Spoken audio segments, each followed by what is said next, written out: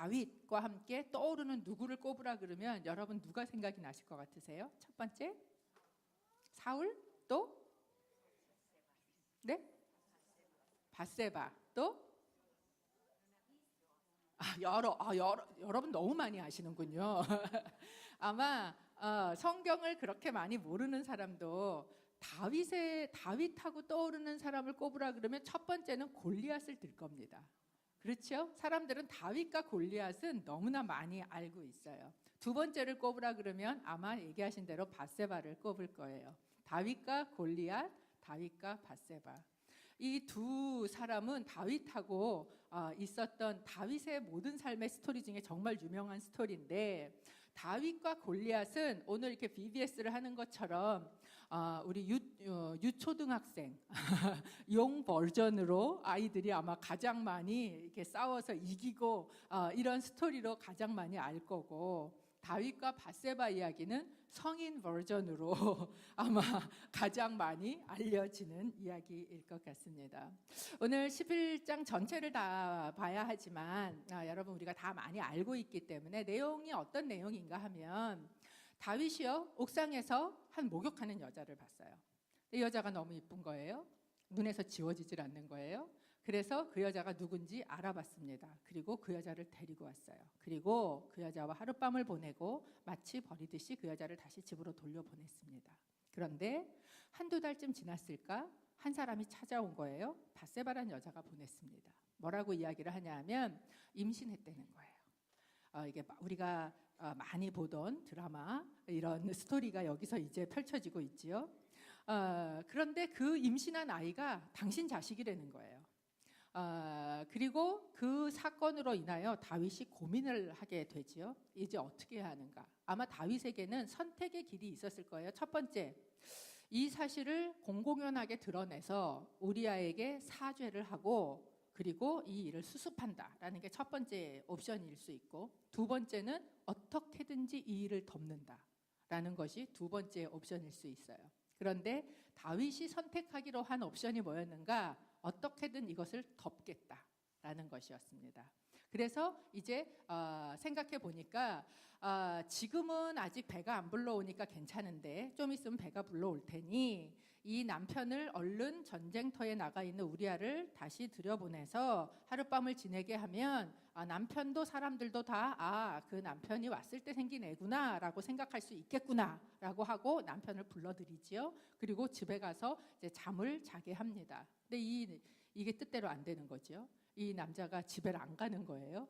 결국 그 은폐하려고 하는 시도는 실패를 하게 되고, 우리아 손에 자기가 죽을 사망신고서 같은 우리아를 죽일 계획이 담겨 있는 편지를 들고 요압에게로 보내게 되고, 그리고 다윗의 계획대로 요압은 이 우리아를 전쟁터 가장 맹렬한 곳에 내보내서 죽게 만들었다라는 겁니다. 여러분, 이 성경을 우리가 지금 사무엘 상서부터 쭉 읽어왔잖아요. 사무엘 하까지 여기까지 와서 이 11장에서 이 이야기를 접하면요, 저희가 굉장히 당혹스럽습니다. 왜냐하면 다윗이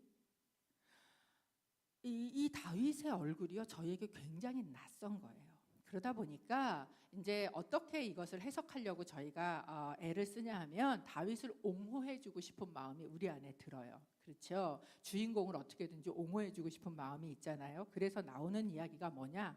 여자가 잘못했지. 아니 왜 보이는 데서 목욕을 해? 이렇게 이제 많이들 이야기를 하게 되지요. 이 여자 이름 자체가 그래. 이 여자 이름이 뭐예요? 벳시바레메요. 목욕하는 그 여자를 봐라. 이름 자체가 그래. 뭐 이제 이러면서, 아니면 이 여자가 다윗이 보이는 데서 일부러 나와서 유혹을 하려고 이렇게 거기에서 목욕을 했어. 뭐 이제 이런 해석들이 있습니다. 뭐 정확한 거야 저희가 하늘나라 가봐야 알겠지만, 여러분 한번 생각해 보십시오. 이 밧세바란 여자가요, 길거리 여자가 아니에요. 양갓집 교수입니다. 이 여인에 대해서 누군지 알아보라고 사람을 보냈는데, 그 사람을 알아보고 와서 하는 이야기가 뭐라 그러냐면, 그 집이요, 그 집, 그 여자 엘리암의 딸이고 우리아의 아내 밧세바 아닙니까? 라고 이야기를 하는 거예요. 엘리암의 딸이다라는 이야기를 해요. 그러면 이 엘리암이라는 사람이 유명한 사람이란 이야기죠. 누구나 아는 사람이라는 거예요. 이 엘리암이 누구냐?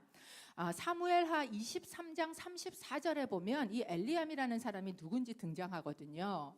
누구냐 하면 저희가 성경을 한번 보겠습니다. 사무엘하 23장 34절 함께 읽어보지요. 시작. 마아가 사람의 손자이자 아하스베의 아들인 엘리벨렛, 길롯 사람 아히도벨의 아들 엘리암. 23장은 다윗에게 충성을 했던 장군들 이름이 나와 있어요.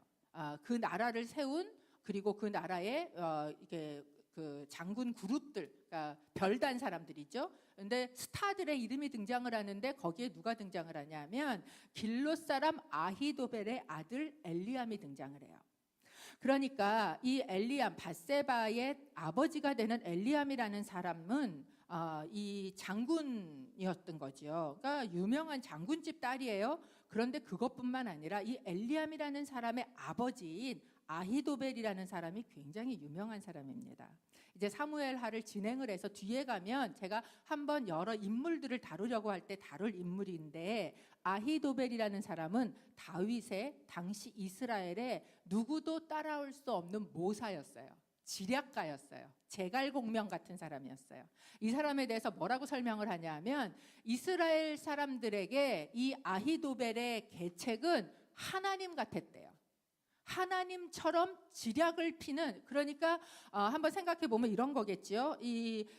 그 참모 중에서도 아주 지략가인 아히도벨이 있었고, 그 아들은 엘리암은 뭐예요? 거기에서 그 장군으로 있었고, 그러면서 이 엘리암이 자기 동료들 장군 중에서 보니까 아주 괜찮은 사람이 있어. 충직하고 내 딸을 줘도 아깝지 않을 것 같은, 얼마나 그 중에서 고를 때 얼마나 괜찮은 사람을 골랐겠습니까? 우리야, 쟤 참 사람 괜찮네. 자네 내 사위 좀 안 돼 보겠나? 이러면서 이제 우리아를 데려다가 아마 이 결혼을 시킨 것 같아요. 그러니까 이 밧세바의 가문이요, 아주 괜찮은 그런 가문이었다라는 거예요. 거기에다가 남편도 37명의 장군 중에 한 사람인 거죠. 그런 여인이 바로 밧세바였습니다. 그런데 모르겠어요. 이 여인이 뭐 얼만큼 의도를 가지고 그렇게 접근을 하기 위해서 목욕을 했다, 이렇게 해석을 하는 경우들도 있고, 이게 1951년도에 나온 영화에도 아마 이런 식으로 이걸 해석을 하고 있더라고요. 그런데 여러분 한번 이렇게 솔직하게 얘기를 해보세요. 우리가 여자잖아요. 그리고 가정을 가진 여자가 아무리 남자가 자기가 가진 거를 다 줘서 막 내가 너를 그렇게 사랑한다 그래도 내가 지금까지 가지고 있는 이 가정과 이런 것을 버리고 따라가기가 쉽지 않아요. 그런데 여러분, 이 다윗이 행한 거를 보면요, 모든 거를 다 주고 이 여자를 죽기 살기로 사랑한다가 아니었어요. 하룻밤 지내고 보내겠다는 거예요. 여러분, 어느 여자가 하룻밤 불장난하고 보내겠다는데 자기가 가지고 있는 삶의 모든 것을 걸려자가 어디 있습니까? 그러니까 사실 보면 밧세바가 여기에서 그렇게 얻을 만한 게 있지 않아요.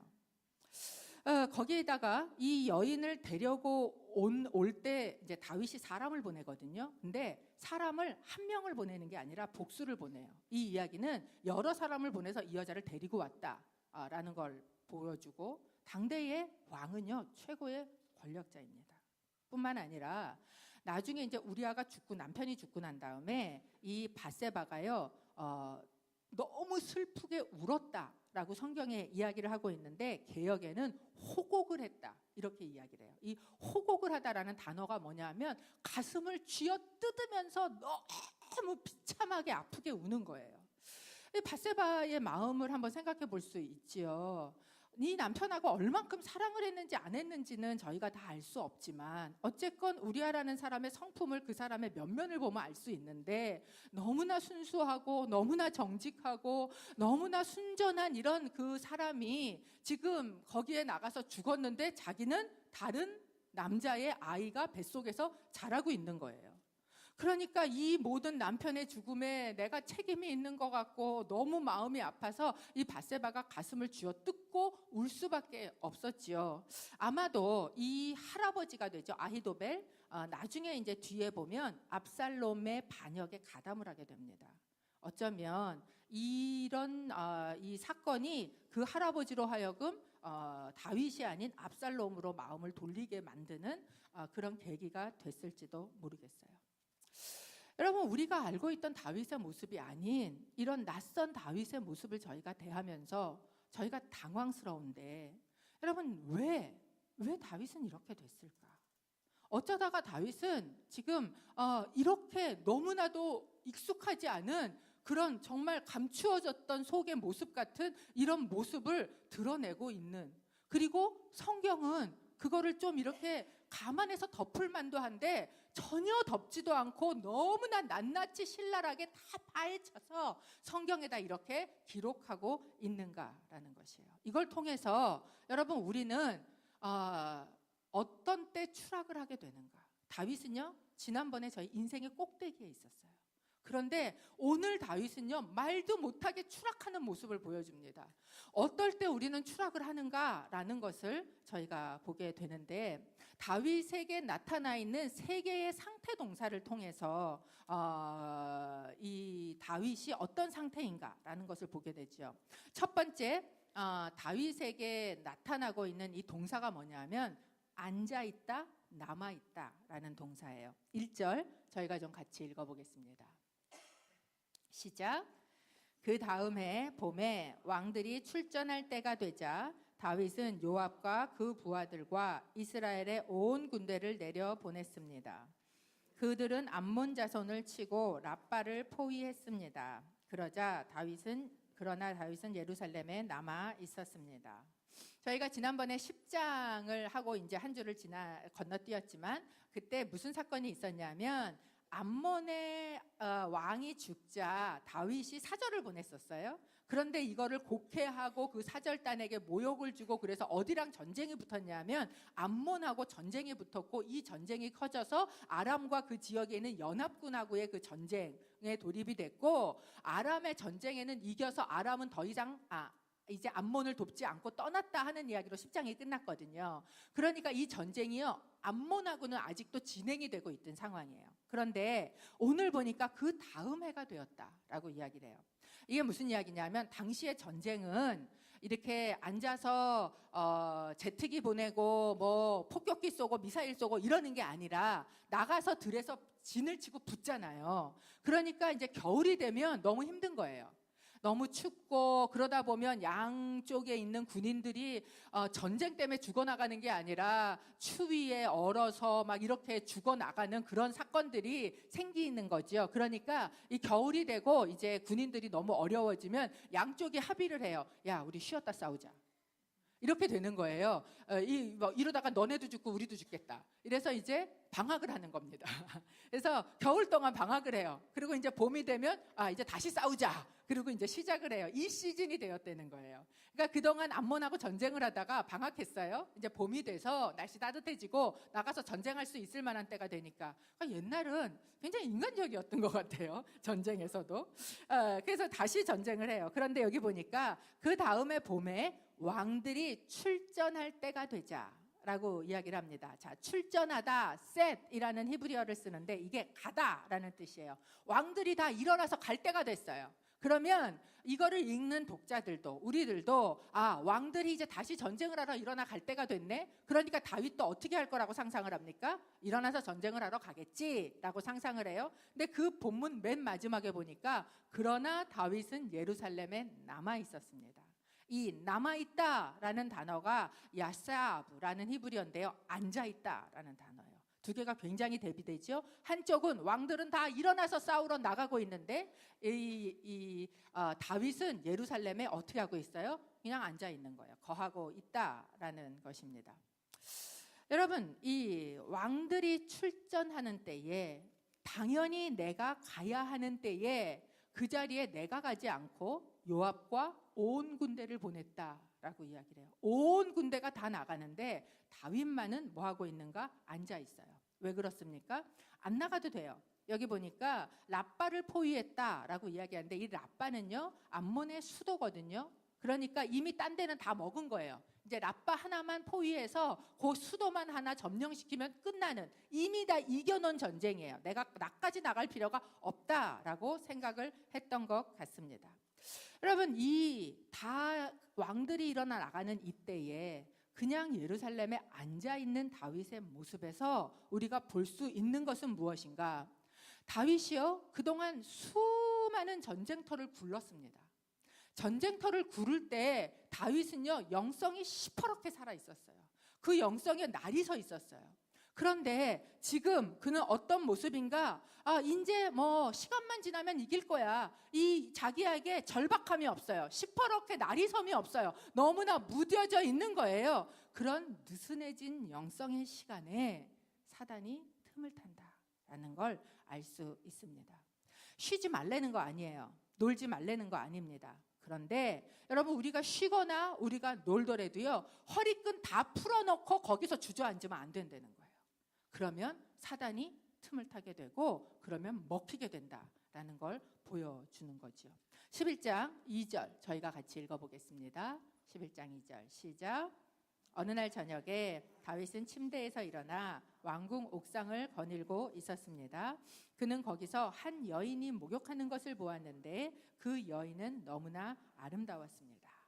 이 본문을 어떤 분이 설교를 하면서 낮잠 자지 말라고, 낮잠 자서 이런 일이 생겼다고 막 이렇게 이제 얘기하시는 걸 제가 들었어요. 근데 이스라엘 사람들은요 오수, 이 낮이 너무 뜨겁기 때문에 당시 중동이 다 그렇지만 낮에 낮잠을 자는 거는 일상입니다. 그러니까 이제 낮잠을 자러 들어간 거예요. 그런데 어느 정도가 되면 깨야 되잖아요. 왜? 할 일이 있으면 일어나야 되잖아요. 그런데 지금 이 모습은 뭐를 보여주냐면 왕이 왕으로서 해야 될 일을 하지 않고 있다는 거예요. 일어나서 다시 직무를 하는 것이 아니라 그냥 그 오수 시간을 쭉 언제까지 늘었느냐, 저녁 이 시간은 아마 황혼 어스름할 때일 겁니다. 그 시간까지 그냥 있었어요. 그리고 그거를 하려고 하지 않고 지금 할 일이 없이 마치 옥상에 올라가서 뭐 하고 있습니까? 빈둥빈둥거리고 어슬렁어슬렁 거리고 있어요. 그러다가 못 볼 걸 보게 된 거예요. 보이는 거 어쩝니까? 그걸 본 것까지야 뭐라고 할 수 없지요. 그런데 문제는요, 그걸 봤는데 여기 뭐라고 이야기하냐면 그 여인이 너무나 아름다웠다라고 이야기를 해요. 모르겠어요. 밧세바가 얼만큼 아름다웠나 그거에 대해서는 잘 모르겠습니다. 그런데 다윗, 이제 그 이스라엘 성에 보면 다윗성이 좀 높은 곳에 있거든요. 그리고 그 옥상에 올라가서 봤으면 굉장히 높은 곳에서 봤고 그 밑에 있는 집들이 다 보이는 상황일 거예요. 그 상황에 어스름한 데서, 그래서 이제 막 황혼이 지는 무렵에 어느 집에서, 밑에 있는 저 집에서 어느 여자가 목욕을 하고 있단 말이에요. 얼마나 잘 보였을까요? 다윗의 눈이 이렇게 좋았을까요? 600만 불의 사나이도 아닌데 이게 그렇게 잘 보였는지. 근데 이 본문에는 너무나 아름다웠다고 되어 있는데요, 개역에 보면 뭐라고 되어 있냐면 아름다워 보였다라고 되어 있어요. 이 아름다워 보였다라는 이 단어가 토브라는 단어를 쓰고 있습니다. 이 토브라는 단어가 성경에 어디에 등장을 하냐면 창세기 2장에 뭐가 등장을, 창세기 3장에 선악과를 이야기할 때 그 토브, 여기에서 등장하는 거예요. 그러니까 이 여인이 아름다워 보인 거예요. 아름다워 보인 거예요. 마치 선악과가 다른 먹기에도 좋고 이 보기에도 좋은 탐스러운 많은 열매를 다 줬는데, 근데 유독히 그것만 보기에도 좋고 먹기에도 좋고 탐스러워 보이게 된 건 무엇이에요? 갖고 싶은 욕심이 들어간 거예요. 여러분, 우리가 나 저거 갖고 싶어. 그런데 가질 수 없어. 그럼 그때부터 뭐예요? 그게 더 좋아 보여요. 그게 말할 수 없이 좋아 보이는 겁니다. 다윗에게 이 여인이 그렇게 보였다라는 것을 보여줍니다. 여러분, 이 상황에서 내가 이렇게 못 볼 걸 봤네 그러면서 돌아켰으면 얼마나 좋았을까요? 그런데 그렇게 하지 않았다는 거예요. 여러분, 죄라는 건 시작할 때 돌이켜야 돼요. 만약에 시작할 때 돌이키지 않잖아요? 그러면 죄가 가속도가 붙습니다. 마치 산 위에서 내려오는 돌멩이 같아요. 이게 처음에 구를 때는 그렇게 속도가 붙지 않지만 나중에 굴러가기 시작하면 걷잡을 수 없이, 내가 멈출 수 없이 굴러가요. 가속도가 붙어서 굴러간다는 거죠. 이때 하지 못한 거예요. 그리고 3절로 넘어갑니다. 3절 저희가 같이 읽어보겠습니다. 시작. 다윗은 사람을 보내 그녀에 대해 알아보게 했습니다. 그 사람이 돌아와 말했습니다. 엘리암의 딸이며 햇사람 우리아의 아내인 밧세바입니다. 이 말이 개역에 보면 뭐라고 하냐면 엘리암의 딸이요 우리아의 아내 밧세바가 아닙니까? 원어에도요 의문문으로 나와요. 그러니까 이 이야기는 뭐예요? 왕이 지금 이 여자한테 관심을 왜 갖지? 이 이야기를 전하는 사람도 아유 다윗 이건 말도 안 돼요 라고 이야기하는 뉘앙스를 갖고 있는 거예요. 아니 엘리암의 딸이고 아히도벨 손자고 우리아 아내 아닙니까? 당신 부하 와이프 아닙니까? 라는 의도가 지금 이 말 가운데 들어가 있는 겁니다. 여러분 이때는 또 한 번 멈출 수 있는 기회였어요. 그런데 그렇게 하지 않고 계속 굴려보내는 거예요. 그러면서 사람을 보내서 그 여인을 데려오게 합니다. 11장 4절 함께 읽습니다. 시작.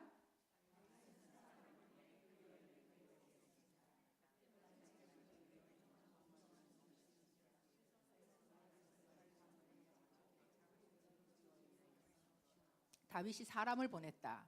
이 한 사람을 보내서 쪽지 줘갖고 우리 어디서 만나자 이렇게 쪽지 보낸 게 아니에요. 이 사람은요 사람들을 보냈다. 복수형으로 쓰였다고 말씀을 드렸죠. 그러니까 왕이 권력을 가지고 사람들을 보내서 이 여자를 데리고 왔다라는 것을 보여주고 있는 것입니다. 그런데 여기에 뭐라고 이야기를 하고 있냐 하면 이 여인이 그때 마침 부정한 몸을 씻은 뒤였다라고 이야기를 해요.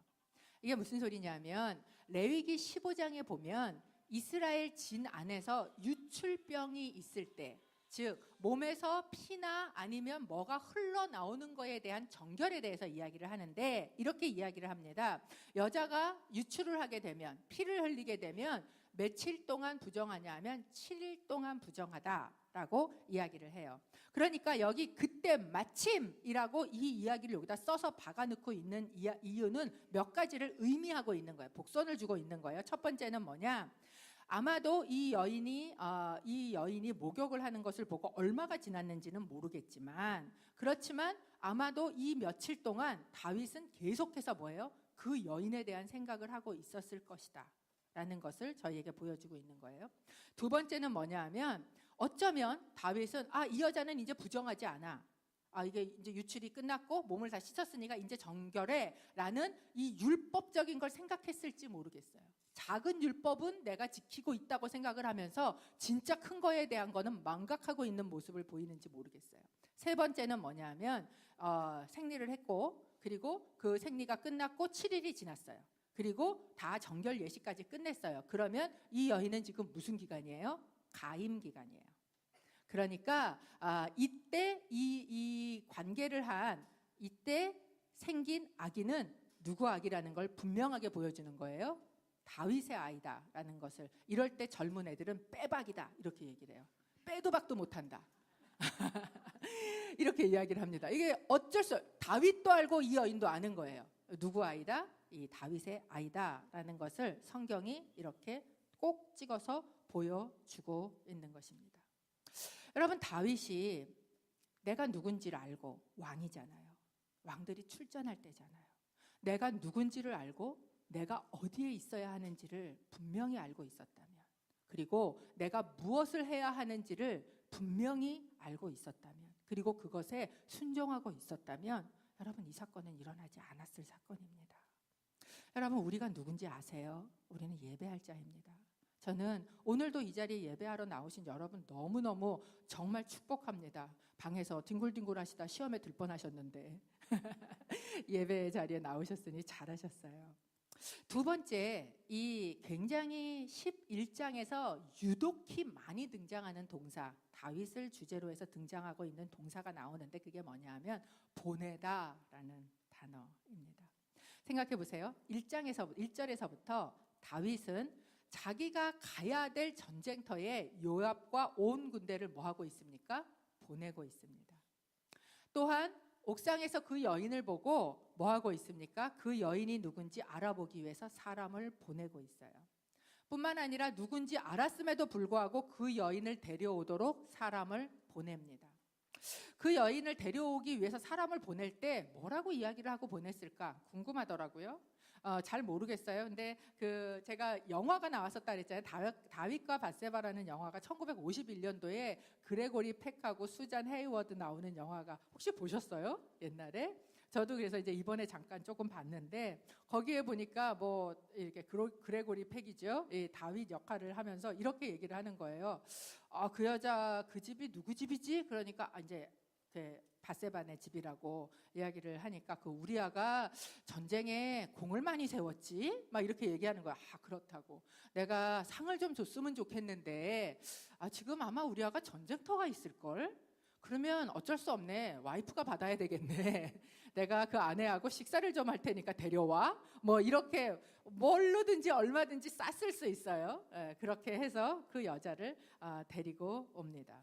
그리고 그렇게 그 여자를 데리고 오도록 사람을 보내요. 뿐만 아니라 그 여자와 하룻밤을 보내고 그리고 또 그 여자를 자기 집으로 돌려보냅니다.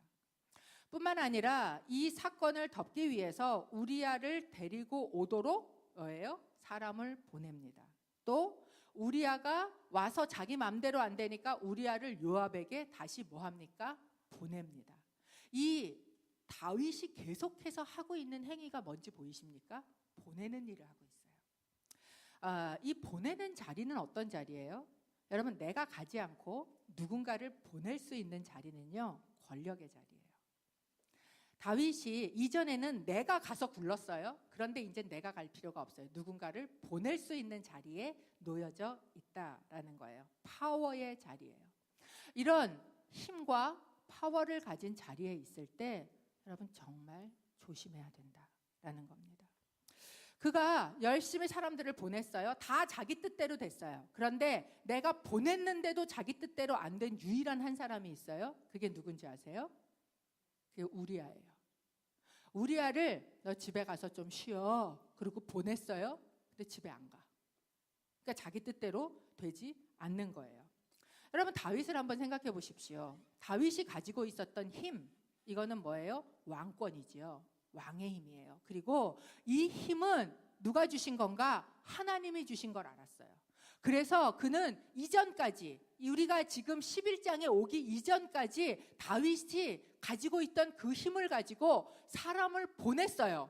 그전에도 안 보낸 게 아닙니다. 보냈어요. 그런데 왜 보냈는가? 은혜를 베풀기 위해서 보냈어요. 사람을 보냈어요. 무비보셋을 좀 데리고 와라. 내가 뭐 하려고 한다? 은혜를 베풀려고 한다. 내가 사람을 보냈어요. 안 보내. 왜 보냈어요? 내가 그에게 한운에게 은혜를 베풀려고 한다. 여러분, 하나님이 지금 내가 어떤 자리에 있다는 것, 내가 누군가를 보낼 수 있는 자리에 있고 무언가를 줄 수 있는 자리에 있고 내가 무언가를 여유 있는 자리에 하나님이 나한테 주셨다면 그것은 뭐 하라고 주는 거예요? 은혜를 베풀려고 준 자리라는 거예요. 그리고 다윗은 그걸 누구보다도 잘 알고 있었어요. 그렇게 했어요. 그런데 지금 그가 사람을 보내고 있는 것은 더 이상 은혜를 베풀기 위해서 보내지 않고 있다는 거예요. 그는 뭐를 위해서 보내고 있습니까? 내 편함을 위해서, 내 쾌락을 위해서, 내가 갖고 싶은 걸 취하기 위해서, 내가 보기 싫은 걸 제거하기 위해서 하나님이 나에게 주신 이 힘을 사용하고 있다라는 거예요. 여러분, 우리의 삶에 나는 그런 권력 없어. 그럴 수 있어요. 그런데 한번 생각해 보십시오. 제가 전에도 한번 말씀을 드렸는데 우리가 이 혀를 제어하기가 가장 힘든 이유가 뭔지 아세요? 내 힘으로 얼마든지 움직일 수 있기 때문이에요. 그런데 내 컨트롤 안에 있기 때문인 거예요. 내 파워예요. 그런데 이거를 가지고 뭐예요? 사람을 죽이는데, 내가 무엇을 얻는데, 내가 무엇을 취하는데, 누군가를 억압하는데 그렇게 이걸 사용한다면 이것 또한 하나님이 원하시는 게 아니라는 거예요. 여러분, 우리에게 주신 것은 은혜를 위해서 그것을 베풀라고 주었다라는 겁니다. 이 다윗이 이렇게 사람을 보내는데 누군가 이 장 전체에서 나한테 사람을 보내온 사람이 있었어요. 그게 누구였는 줄 아십니까? 이제 뒤에 저희가 다 읽지 않았는데 밧세바였어요. 밧세바가 사람을 보내왔어요. 그런데 밧세바에게서 온 그 사람이 한 말이 다윗에게는 아마 자기의 삶을 송두리째 흔드는 것 같았을 거예요. 내가 이루어놓은 선왕으로서의 이 명예와 내가 이루어놓은 하나님의 사람으로서의 이 거룩한 모습과 이 모든 것을 한 번에 다 무너뜨릴 수 있는 청천벽력 같은 소리를 하는 거예요. 이게 뭐예요? 내가 임신했습니다 라는 말이에요. 아마 밧세바가 임신하지 않았으면요, 다윗은 그냥 덮어지고 흘러갔을 거예요. 아무도 모르게 지나갈 수 있었고 완전 범죄로 끝날 수 있다고 생각했을 겁니다. 그런데 그것이 드러나지는 사건이 생긴다는 거예요. 밧세바가 보냈어요. 그런데 우리는 밧세바가 보냈다기보다 궁극적으로 하나님이 보내셨다라는 걸 알 수 있습니다. 여러분, 이 11장을 전체를 쭉 읽는데 지금 다윗이 얼마나 끔찍한 일을 하고 있어요. 다른 아내를 취하고 더 나아가서 사람을 죽이고 이런 끔찍한 일을 하고 있는 이 동안에 하나님이 뭐 하시는 것 같아요? 침묵하시는 것 같아요. 왜 하나님이 침묵하시지? 근데 여러분, 사실은 하나님이 침묵하고 계시는 게 아니에요. 하나님은 기다리고 계시는 거예요. 뭐를 하면서? 사람을 보내면서. 다윗, 밧세바를 통해서. 그 군인을 통해서, 부하를 통해서, 아니 지금 밧세바 아닙니까? 당신 부하 아내 아닙니까? 라고 사람이 와서 말을 할 때, 또 밧세바가 보낸 사람이 와서 임신을 했습니다 라고 와서 말을 할 때, 여러분, 내 삶을 송두리째 흔드는 것 같은 어떤 그런 사건들이 나한테 보내져서 왔을 때, 그건 어쩌면 하나님께서 나에게 보내시는 사인이다 라는 거예요. 그러면 그것을 뭐 해야 돼요? 그것을 드러내야 돼요. 여러분, 죄는요, 드러낼 때 오히려 씻혀져요. 여러분, 더러운 건요, 드러내야지 씻을 수 있어요. 병은요, 골맞으면요, 드러내야지 수술할 수 있어요. 그런데 다윗이 선택한 방법은 뭐냐? 은폐하겠다는 거예요. 두 번의 은폐를 시도합니다. 첫 번째 은폐 시도, 우리아를 부릅니다. 우리아를 사람을 보내서 우리아를 데리고 와요. 그리고 질문합니다. 요압도 평안하지? 전쟁터도 평안하지? 여러분, 이 우리아랑 이 대화를 하는데요, 다윗이 무려 샬롬이라는 단어를 그 절에서 3번이나 사용해요.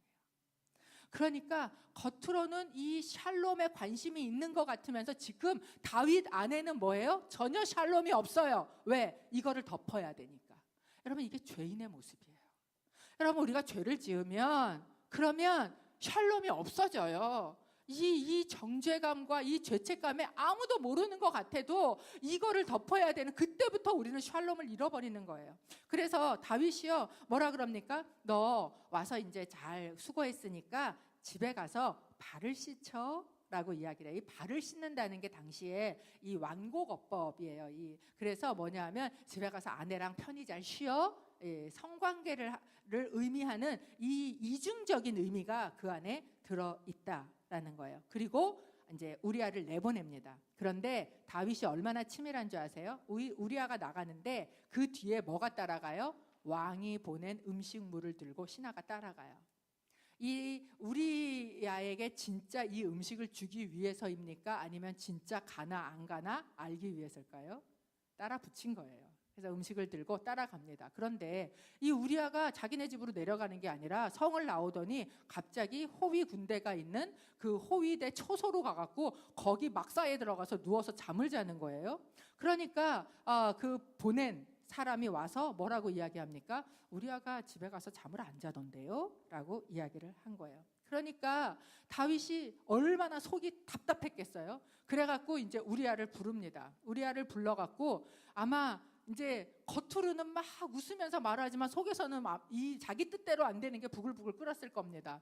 왜 집에 가서 안 자는데? 와서 피곤한데 집에 가서 뜨끈한 물로 샤워도 좀 하고, 몸도 물에다 푹 좀 담그고, 그리고 아내랑 저녁도 먹고, 오랜만에 아내도 보고 좋잖아. 집에 가서 좀 자라고.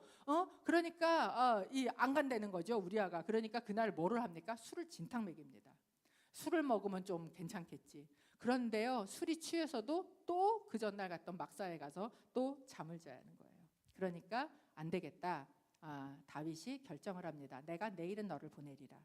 이렇게 이야기를 하면서 이 편지를 하나 요압에게 쓰지요. 암몬과의 전쟁터에서 가장 치열한 곳에 우리아를 밀어넣고 너희는 빠져서 그러하여금 죽게 하라. 너무나 악하고 너무나 치사한 방법을 쓰고 있어요. 여러분 보십시오. 다윗이 자기의 죄를 덮으려고 그래요. 덮으려고 하면 할수록 계속해서 뭐예요? 더 큰 죄로 더 깊어지는 거예요. 여러분 시꺼먼 물을 가지고 이걸 가지고 내가 씻어보려고 애를 쓰면 애를 쓸수록 뭐예요? 더 시꺼매지는 거예요. 그러니까 그걸 가지고는 거기서 될 수 없는데 다윗은 지금 그것을 하고 있다라는 겁니다. 여러분 이 모습이 단지 다윗의 모습일까요? 이 모습은 인류의 모습입니다. 여러분 인간이 죄를 지었어요. 인간이 죄를 짓고 제일 처음 한 일이 뭔지 아십니까? 나뭇잎으로 가리는 거였어요. 인간은요 죄를 짓고 드러낼 능력이 잘 없습니다. 인간은요 가려요.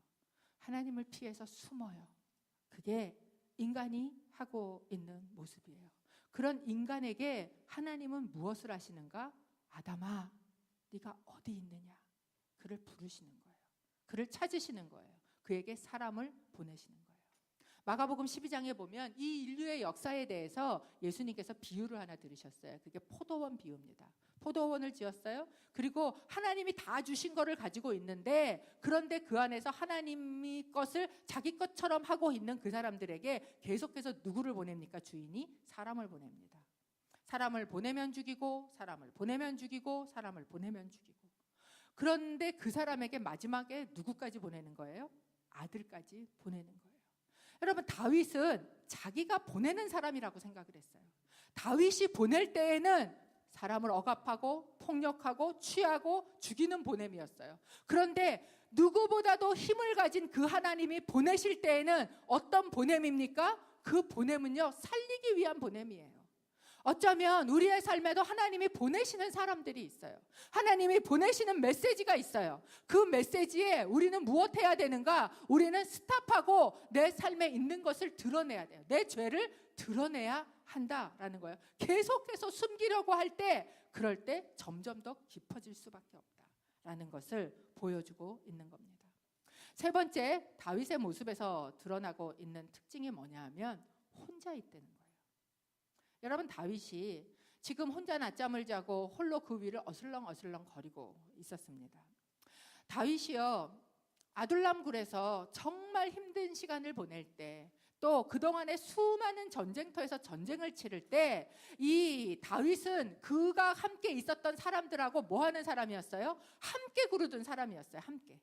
그래서 슬픈 일도 기쁜 일도 힘든 일도 함께 끌고 다니던 사람이었어요. 그런데 지금은 뭐예요? 혼자 있는 거예요.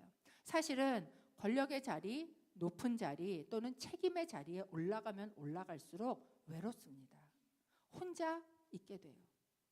그리고 이렇게 혼자 있게 될 때 여러분 사단이 누구보다도 그 자리를 공격한다는 거예요.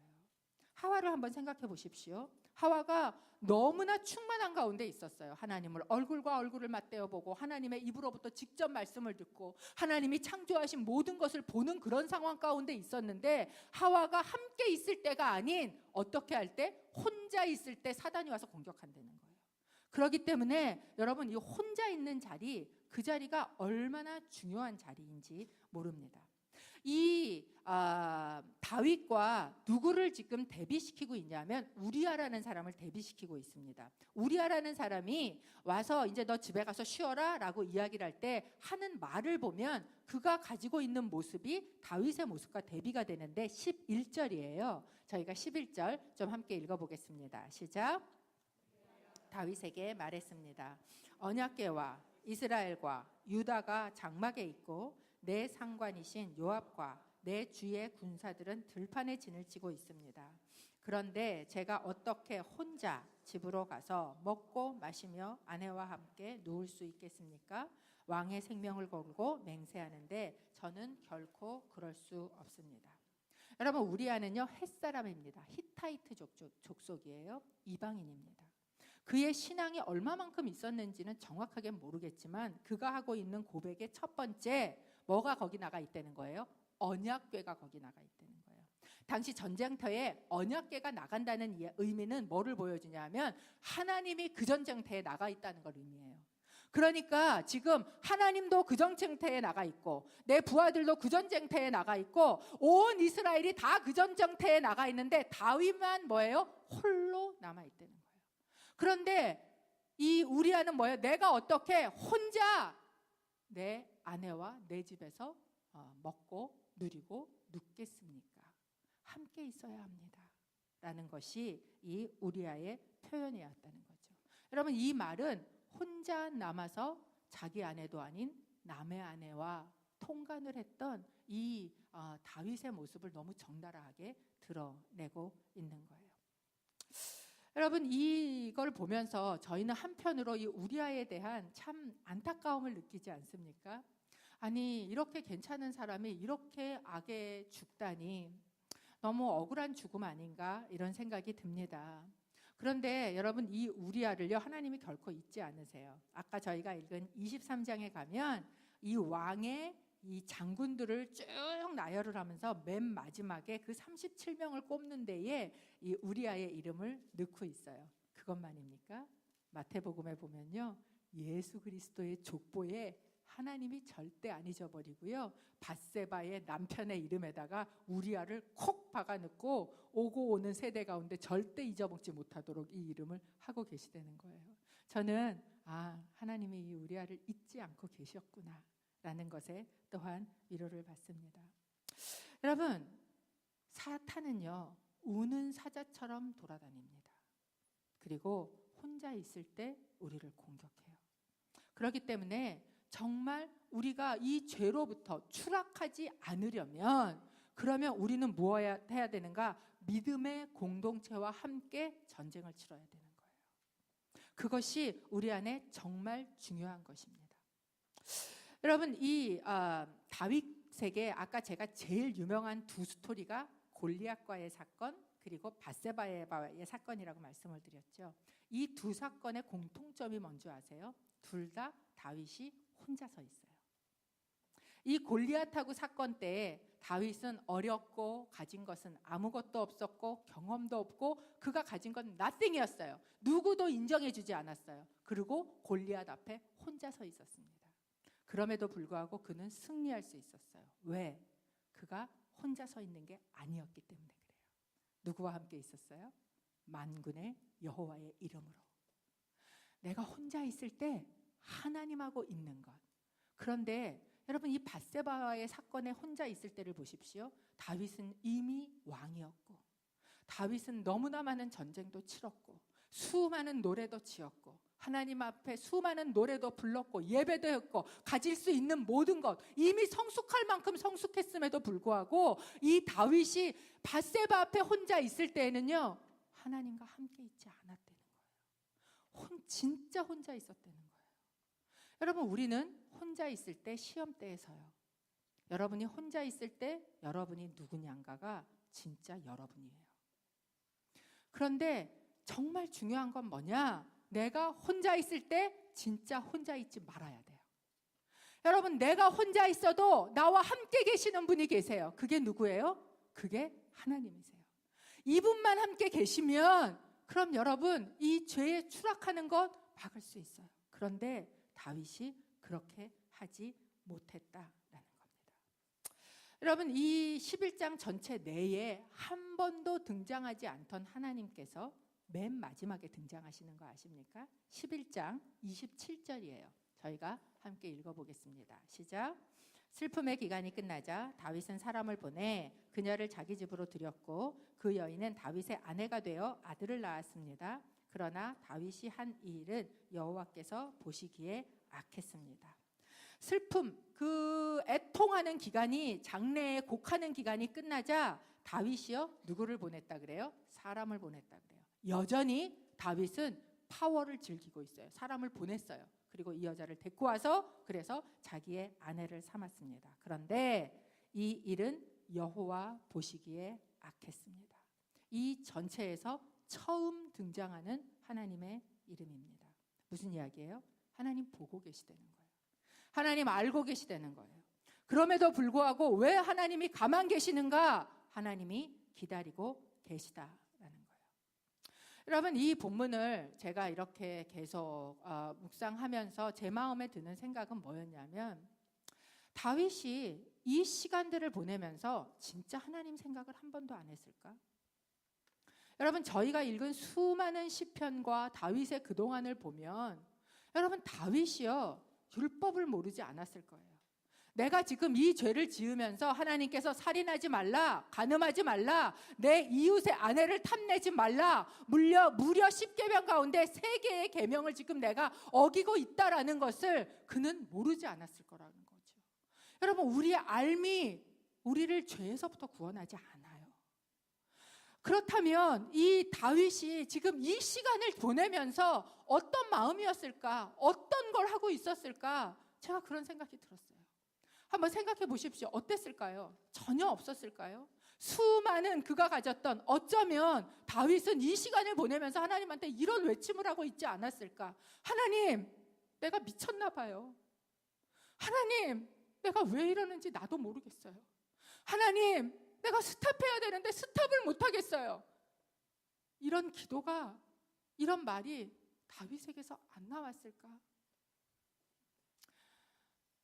여러분, 우리가 이 사건을 보면서 세상에 이런 짓을 해? 어떻게 다윗이 이래? 라는 생각이 여러분 안에 드신다면 여러분, 다윗하고 다르지 않아요. 왜냐하면 다음 장에서 볼 다윗의 모습이 꼭 그런 모습이기 때문에 그래요. 그런데 여러분, 우리가 이 죄라는 것 앞에서 만약에 다윗이, 만약에 아담이 이 죄를 지을 수밖에 없었다면 여러분, 우리는 그 상황에서 그걸 이길 능력이 없는 존재라는 거 아십니까?